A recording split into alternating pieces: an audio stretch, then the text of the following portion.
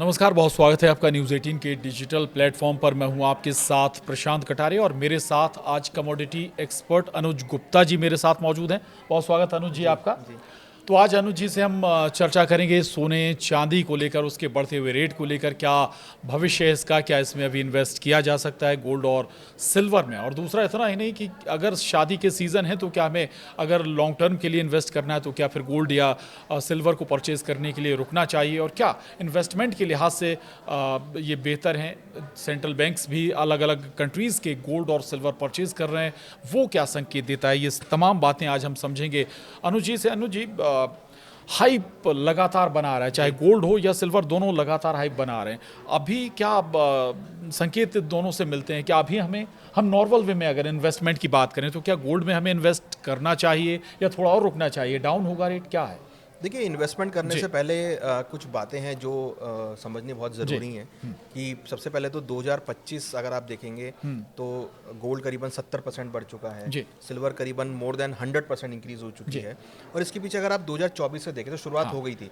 जैसे ट्रम्प साहब ने इलेक्शन जीता तब से ये अटकल आ गई थी कि भाई अब ट्रम्प साहब आए हैं तो कुछ ना कुछ अनसर्टेनिटी मार्केट में होगी, टैरिफ्स मार्केट में लग सकते हैं, क्योंकि उनका लास्ट टेन्योर में था। तो टैरिफ लगते ही हमने देखा कि जो एक सेफ हेवन डिमांड होती है वो यहाँ पर बढ़ती हुई नजर आई। हमने हिस्टोरिकली भी देखा है जब जब कोई भी अनसर्टेनिटी का माहौल होता है या कोई जियोपॉलिटिकल टेंशन होती है तो गोल्ड सिल्वर की डिमांड बढ़ती है, तो वो डिमांड यहाँ पर बढ़ती हुई नजर आई। तो उसके चलते हमने देखा कि 2025 में गोल्ड और सिल्वर दोनों ने ही काफ़ी अच्छी बड़ी रैली यहाँ पर कंटिन्यूटी करी। तो अनसर्टेनिटी का माहौल बहुत इंपॉर्टेंट है जो कि गोल्ड और सिल्वर के लिए हम यहाँ पर जनरली देखते हैं। प्लस सेंट्रल बैंक्स ने यहाँ पर काफ़ी हद तक गोल्ड खरीदारी करी, तो ये जो फैक्टर है ना, ये गोल्ड और सिल्वर को सपोर्ट करें। और अगर ये फैक्टर आगे भी रहते हैं तो डेफिनेटली गोल्ड और सिल्वर के भाव बढ़ेंगे आगे। बिल्कुल। अब आपने चूंकि अमेरिका का भी जिक्र किया, जियो पॉलिटिकल का भी जिक्र किया, अमेरिका भी ब्याज दरें बढ़ाने वाला है और ऐसे में अमूमन कोशिश होती है जो निवेशक है वो सुरक्षित जगह जाना चाहता है।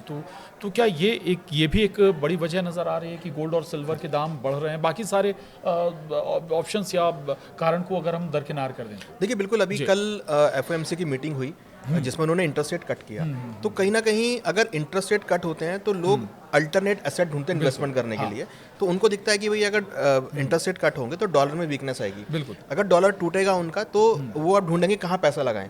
तो जो फंड्स होते हैं बड़े बड़े वो फिर देखते हैं भाई गोल्ड एक सेफ हेवन के तौर पे, तो गोल्ड में पैसा लगाया जाए या सिल्वर में पैसा लगाया जाए। सिल्वर में इसलिए क्योंकि सिल्वर को अभी लेटेस्टली क्रिटिकल मेटल्स में ऐड किया गया है, तो कहीं ना कहीं सिल्वर की डिमांड बहुत बढ़ गई। तो इसलिए गोल्ड सिल्वर में जो पैसा है वो फिर लगना चालू होता है और फिर इन्वेस्टमेंट डिमांड बढ़ती है वहाँ पे। तो इंटरेस्ट रेट का डायरेक्ट इंपैक्ट होता है। अगर इंटरेस्ट रेट कम होते हैं तो गोल्ड सिल्वर भी बढ़ने चालू हो जाते हैं। लेकिन अमेरिका ये रेट घटाने की खबरें हैं, तो क्या इसका इम्पैक्ट हमारे यहाँ तक आएगा, इंडिया तक आएगा, बाकी कंट्रीज पर भी जाएगा? देखिए, अभी आरबीआई ने भी रेपो रेट कट किया है और इंडिया यूएस ने भी कट किया, तो डेफिनेटली इसका इम्पैक्ट बाकी देशों में भी जाएगा, क्योंकि बहुत सारी ट्रांजेक्शन्स जो है वो यूएस के थ्रू होती हैं, इंपोर्ट एक्सपोर्ट होता है, आईएमएफ वहाँ पर उसको डायरेक्ट मॉनिटर करता है। तो कहीं ना कहीं इंटरेस्ट रेट का जो फैक्टर है, अगर यूएस में कोई भी चेंज होगा तो उसका इम्पैक्ट सब देशों पर आता है और उसकी वजह से ही फिर जो एक सेफ हेवन डिमांड है वो आपकी गोल्ड सिल्वर में ऐड होती हुई दिखती है। तो हम देखते हैं कि जब भी इंटरेस्ट रेट में कोई भी फ्लक्चुएशन होगा वो डायरेक्टली करेंसी को इंपैक्ट करेगा। अगर मान लीजिए डॉलर वीक हुआ तो आपकी बाकी करेंसी स्ट्रेंथ देना चालू कर देती हैं। बट यहाँ पर अगर आप देखेंगे तो इंडिया ने भी अपना रेपो रेट कट किया है, उसकी वजह से रुपी यहाँ पर वीक होता हुआ दिखाई दिया। रुपी अगर आप देखेंगे तो 90.48 के लेवल पर आ गया, तो उसकी वजह से जो डोमेस्टिक प्राइसेस हैं वो यहाँ पर बढ़ने चालू होते हैं। तो कहीं ना कहीं इंटरेस्ट रेट अगर यूएस कोई भी अनसर्टेनिटी आती है तो उसका इंपैक्ट हम देखते हैं कि सब देशों पर पड़ता है। यानी ग्लोबली चीज़ें जुड़ी हुई हैं, अगर कहीं कुछ हो रहा है तो उसका इम्पैक्ट हमारी कंट्रीज पर भी आएगा। लेकिन हम करेंगे, अगर कुछ चेंजेस करेंगे तो क्या अदर कंट्रीज पर भी इसका इम्पैक्ट होता है क्या? देखिए, बिल्कुल पड़ता है, क्योंकि हमारी जो कंट्री है वो कृषि प्रधान देश है और यहाँ पर हम बहुत सारी चीज़ें ऐसी जो इंपोर्ट एक्सपोर्ट करते हैं। अब जैसे आप देखिए कि यूएस ने टैरिफ लगाया, टैरिफ लगाने के बाद हमने देखा कि वहाँ का इन्फ्लेशन बढ़ गया, क्योंकि वहाँ पे चीज़ें महंगी पड़ने लगी। वो पहले इंडिया से मसाले मंगा रहे थे, बहुत सस्ते दामों पे आ रहे थे, तो वहाँ पर उनका इन्फ्लेशन कंट्रोल था। बट जैसे उन्होंने टैरिफ लगाया तो यूएस में चीज़ें महंगी हो गई। तो ट्रम्प साहब ने तभी हमने देखा बीच में कुछ इन्होंने कमोडिटी को टैरिफ से अलग किया कि भाई आप ये कमोडिटी को टैरिफ से अलग करें, क्योंकि यूएस के अंदर इन्फ्लेशन बढ़ रहा है। तो कहीं ना कहीं जो इन्फ्लेशन है वो यूएस के लिए बहुत चैलेंजिंग है। अगर हमारे देश में कोई भी चेंज होगा इंटरेस्ट रेट को लेके तो इसका इम्पैक्ट बाकी देशों पे पड़ेगा, एफआईआईज के ऊपर पड़ेगा, प्लस करेंसी के ऊपर पड़ेगा। ठीक है, ये बड़ी महत्वपूर्ण बात। चलिए अब एक बहुत ऐसे बिंदु पे आ जाते हैं जिसका आम लोगों से भी सीधा ताल्लुक है। शादियों का सीजन अभी चल रहा है, क्या ये एक बड़ा कारण है? चूँकि लोग लगातार गहने बनवा रहे हैं, चाहे गोल्ड हो या सिल्वर हो, दोनों का खपत बढ़ गई है, क्या ये कारण है क्या? देखिए, सुनने में आया कि शायद इस बार 50 लाख शादियां हैं जी। तो आप खुद इवेल्युएट कर लीजिए कि 50 लाख शादियां, अगर एक शादी में मान लीजिए अगर 100 ग्राम भी यूज़ हुआ तो कितना वैल्यू जो है गोल्ड सिल्वर की यूज़ होगी। तो डेफिनेटली जो इंडिया के अंदर दो चीज़ें बहुत इंपॉर्टेंट, एक तो फेस्टिवल सीजन प्लस शादियों का सीजन, तो ये जो दो इवेंट हैं ये ऐसे इवेंट हैं जो गोल्ड सिल्वर की डिमांड को प्रभावित करते हैं। अब यहाँ पर कुछ और भी ऐड हो गई, जैसे सेंट्रल बैंक्स की डिमांड ऐड हो गई है, ETF की डिमांड ऐड हो गई है, प्लस सिल्वर का इंडस्ट्रियल यूटिलाइजेशन बहुत इंक्रीज हो गया है। तो ये सब चीज़ें जो हैं वो सब ऐड हो गई, जिसकी वजह से गोल्ड सिल्वर की डिमांड बढ़ी है। जी। अच्छा, लेकिन एक तो फेस्टिवल का चूँकि या कहीं शादियों का सीज़न है तो भाई रेट कोई भी हो हमें परचेज करना ही करना है, फैमिलीज़ को बनवाना ही बनवाना है गोल्ड सिल्वर। तो ये एक बहुत फ्रीक्वेंटली बढ़ रहा है, लेकिन क्या हम फ्यूचर में एक्सपेक्ट कर सकते हैं कि भाई जब ये शादियों का सीज़न ख़त्म हो जाएगा तो रेट एक बार फिर गिरेंगे, फिर डाउन होंगे? देखिए, गोल्ड सिल्वर के साथ एक टेंडेंसी देखी गई है, जब प्राइस गिरते हैं ना तो लोग रुक जाते हैं कि अब और गिरेगा, रुक जाते हैं, नहीं खरीदते। पर जैसे बढ़ना चालू होता है ना तो लोग आ जाते हैं, अरे बढ़ रहा है तो और बाय करो और बाय करो। तो वो एक टेंडेंसी इसके साथ देखने को मिली है। और हमने देखा कि दिवाली का अगर मैं आपको एग्जांपल दूं तो दिवाली के टाइम पे हमने देखा था कि चांदी बहुत इंक्रीज हो गई थी, गोल्ड बहुत इंक्रीज हो गया था। जैसे दिवाली खत्म हुई उसके 2 दिन बाद गोल्ड सिल्वर में बड़ी करेक्शन देखने को मिली, बट उसके बाद सडनली एक नया ट्रेंड बना और चांदी आज अपने लाइफ टाइम हाई पे खड़ी है। Gold almost life time high के आसपास आ गया है। तो कहीं ना कहीं हमने ये देखा कि जब भी गोल्ड सिल्वर में डिप्स आते हैं वहाँ पे लोग जो है एक अपॉर्चुनिटी देखकर बाय करना चालू करते हैं, क्योंकि उनको लगता है कि गोल्ड के भाव ज़्यादा नीचे नहीं गिरेंगे। अगर नीचे गिरेंगे तो आपको एक्यूमुलेट करना है, आपको बाय करना है, जिसकी वजह से डिमांड बढ़ती है। क्योंकि उन्होंने, अगर आप पिछले 100 सालों का देखेंगे ट्रेंड, तो आज से 100 साल पहले गोल्ड का भाव करीबन $19 के आसपास था।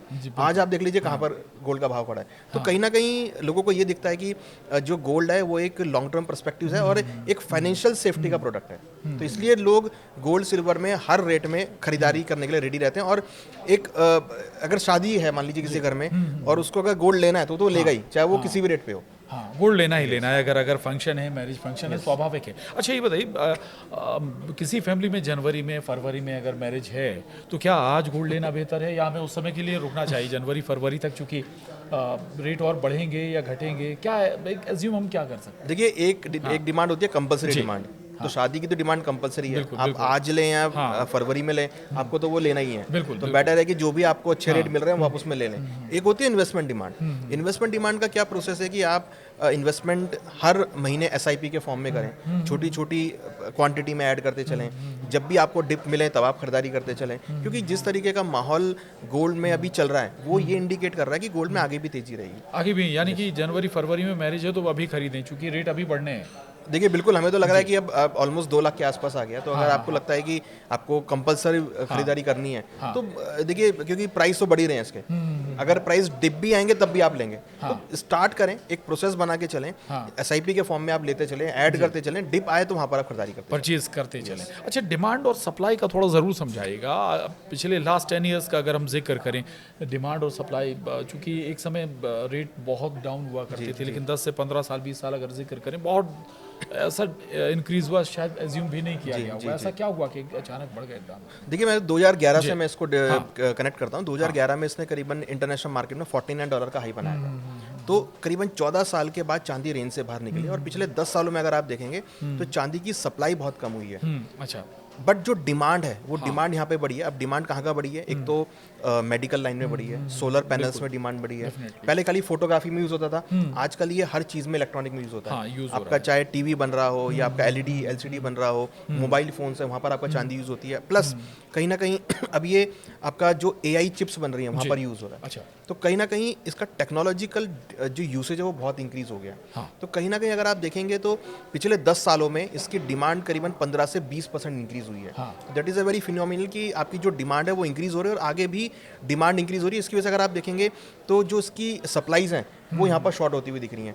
अगर आप शंघाई फ्यूचर एक्सचेंज देखेंगे, शंघाई में इसकी इन्वेंट्री लोअर है। कॉमेक्स के अंदर जो US का एक्सचेंज है वहाँ भी इसकी इन्वेंट्री लोअर है और इंडिया के अंदर भी यहाँ पे इन्वेंट्री लोअर है। तो कहीं ना कहीं जो डिमांड सप्लाई का मिसमैच है वो सबसे बड़ा यहाँ पे रोल प्ले कर रहा है। जो अभी चांदी, अगर आप जिक्र भी कर रहे थे, अभी शुरुआत में आपने जिक्र किया था कि चांदी ऑल टाइम हाई पहुँच गई, 2,09,000। अभी जो सबसे बड़ा रेट है चेन्नई का है 2,09,000। और शायद मेरे ख्याल में हम लोग एज्यूम नहीं कर सकते थे कि 2 लाख क्रॉस भी करेगी चांदी। जी, आज अगर आप देखेंगे तो दिवाली के टाइम पे 1,39,000 का रेट था। तो वहाँ से 70,000 प्राइस बढ़ना प्लस हुआ है। लोग आप मान लीजिए केवल 30-35 दिनों के अंदर में। जी जी, कहा यह जा रहा था कि भाई दिवाली फेस्टिव सीजन के बाद डाउन होगा रेट, लेकिन फिर ये बढ़ गया रेट और इस तादाद में बढ़ा, ये क्यों? देखिए ये इसलिए बढ़ा क्योंकि एक तो जो इंपोर्ट्स है वो बढ़े हैं सिल्वर के, प्लस रुपी यहाँ पर डेप्रिशिएट हुआ है, तो रुपी डेप्रिशिएट की वजह से प्राइस बढ़ा है, प्लस कहीं ना कहीं जो सिल्वर की इन्वेस्टमेंट डिमांड है जो ईटीएफ के थ्रू यहाँ देखी गई है, वो ईटीएफ डिमांड बहुत बड़ी है। तो सिल्वर की ईटीएफ डिमांड, और लोगों को भी समझ में आ रहा है कि भाई अगर आपको अपना पोर्टफोलियो बनाना है तो आपको सिल्वर को कुछ क्वांटिटी रखना चाहिए, जिससे कि अगर कोई भी अनसर्टिनिटी होती है, जैसे कि हम देख रहे हैं आजकल इक्विटी मार्केट में लोग उतना पैसा नहीं बना पा रहे हैं, तो कहीं ना कहीं लोगों को लगता है कि अब मेरा अगर पैसा वहाँ नहीं बन रहा है तो मैं कौन से एसेट में जाऊँ जहाँ मेरे को पैसा बनेगा। तो उन्होंने देखा कि भाई गोल्ड सिल्वर एक ऐसा प्रोडक्ट है जिसको आप हेज के तौर पर अपने प्रोडक्ट में रख सकते हैं कि अगर मान लीजिए कहीं कुछ अनसर्टेन हुआ, जैसे अभी वॉर का टाइम चल रहा है, कभी भी वॉर हो जाता है, तो उनको लगता है कि कहीं ना कहीं हम एक ऐसा प्रोडक्ट ऐड करें जिससे कि हमारा जो पोर्टफोलियो वो हेज हो जाए। तो लोग अब गोल्ड सिल्वर को एक हेज के तौर पे देख रहे हैं कि अगर कहीं भी कुछ गिरेगा तो गोल्ड आपका बढ़ेगा, इसलिए लोग 10-15% के आसपास अपने पोर्टफोलियो में भी इन्वेस्ट कर रहे हैं। तो वो एक इन्वेस्टमेंट डिमांड यहाँ पर निकल कर आई है। जी अच्छा, थोड़ा सा शेयर मार्केट भी अगर हम कहें, मैं शेयर मार्केट पे नहीं जा रहा हूँ, लेकिन चूंकि शेयर मार्केट अभी अनस्टेबल नजर आ रहा है, बहुत ज़्यादा रिटर्न भी अगर हम एज्यूम करें तो बहुत पिछले 1 साल 2 साल में बहुत ऐसा कुछ रिटर्न नहीं मिला, शेयर मार्केट ने दिया नहीं, तो लोगों का इंटरेस्ट भी गोल्ड की तरफ, सिल्वर की तरफ हो रहा है अभी भी। क्या आगे ये ट्रेंड हम रख सकते हैं कि अगर हम, जिसका जिक्र आप कर रहे थे कि 14-15% लोग गोल्ड में इन्वेस्ट कर रहे हैं, क्या ये रेशियो बढ़ाने की दरकार है क्या अभी? नहीं, देखिए उसको बढ़ाने के कोई रिक्वायरमेंट नहीं है, क्योंकि बेसिकली जो हम गोल्ड सिल्वर अपने पोर्टफोलियो में रखते हैं वो हम रखते हैं हेज करने के लिए।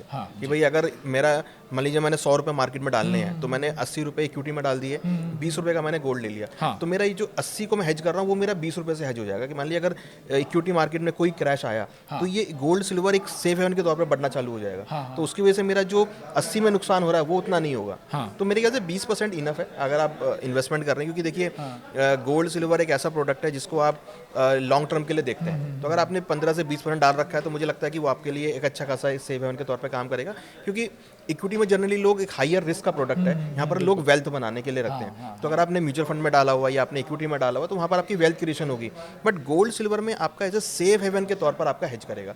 तो 15-20% मुझे लगता है कि इनफ है, बट अगर आपको अगर लेना है तो लोग फिर फिजिकल भी ले लेते हैं, ज्वेलरी फॉर्म में भी लेते हैं, बट इन्वेस्टमेंट के लिए 15 से 20% इनफ पर्याप्त है। 15-20%। अच्छा ठीक है, अगर चलिए मैंने आपने कहा कि मैरिज पर्पज से अगर किसी की जनवरी फरवरी में किसी फैमिली में मैरिज है तो अभी बेस्ट है कि इन्वेस्टमेंट आप कर लें, लेकिन नहीं है अगर हमें लॉन्ग टर्म के पर्पज से अगर इन्वेस्टमेंट करना है तो क्या हमें मैरिज सीजन खत्म होने का इंतजार करना चाहिए?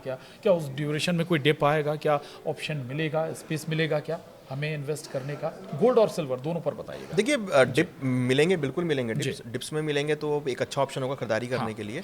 बट मुझे लगता है कि अगर आप एक SIP का फॉर्म यूज़ करते हैं, अगर आप एक टारगेट बना के चलते हैं भाई मेरे को 1-1 ग्राम करके हर महीने ऐड करना है या 2-2 ग्राम करके ऐड करना है, एज पर आपको जितना लेना है, तो उसमें क्या है कि आप, बट इसमें एक ये है कि आपको लॉन्ग टर्म इन्वेस्टमेंट रखना पड़ेगा। ये ट्रेडिंग का पार्ट नहीं है। जैसे आप सोचें कि आज मैंने लिया कल बढ़ जाए, देखिए वो बढ़ जाए वो अलग चीज़ है, बट अगर आप एक लॉन्ग टर्म विजन बना के चलेंगे, भाई मेरे को हर महीने SIP करनी है, अगर आप ETF ही चूज़ कर रहे हैं तो आप ETF में कुछ क्वांटिटी ऐड कर रहे हैं, तो उससे क्या है कि आपका एक धीरे धीरे आप उसमें एक्यूमुलेट करते चलेंगे, क्योंकि SIP का फॉर्मेट ही है कि अगर आप एक लंबी अवधि के लिए इन्वेस्टमेंट करते हैं तो आपको कंपाउंडिंग का फायदा मिलता है। तो वो पावर ऑफ कंपाउंडिंग जो यहाँ पर आपको मिलेगी और यहाँ पर आपको एक अच्छा खासा रिटर्न लंबी अवधि तक मिलेगा। तो अगर आपको इन्वेस्टमेंट करना है तो आप इन्वेस्टमेंट यहाँ पे देख सकते हैं और हर डिप में ऐड करते चलें। हर डिप में ऐड करना चाहिए। अच्छा, सेंट्रल बैंक्स, अगर अलग अलग कंट्रीज़ के सेंट्रल बैंक्स भी गोल्ड परचेज कर रहे हैं, हमारा रिजर्व बैंक भी गोल्ड को और रिजर्व कर रहा है, ये क्या मैसेज देता है कि अभी गोल्ड का रेट और बढ़ेगा और हाइप होगा गोल्ड का रेट?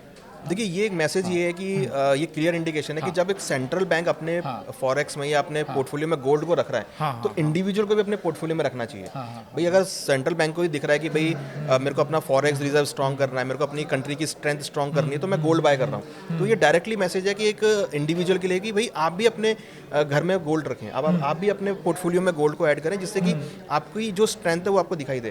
क्योंकि देखिए गोल्ड, अगर कोई भी अनसर्टेनिटी होती है तो आप गोल्ड को ईजिली कैरी कर सकते हैं, आप उसको कहीं भी ले आकर उसको बेच सकते हैं। It's a global currency.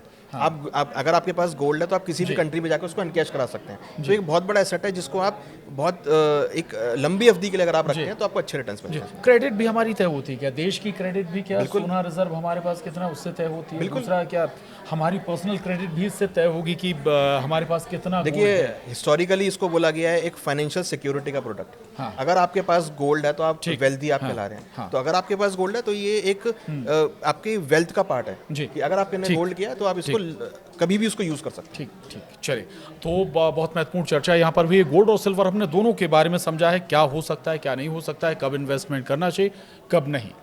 बहुत शुक्रिया अनुज गुप्ता जी हमसे बात करने। Thank you sir. नमस्कार।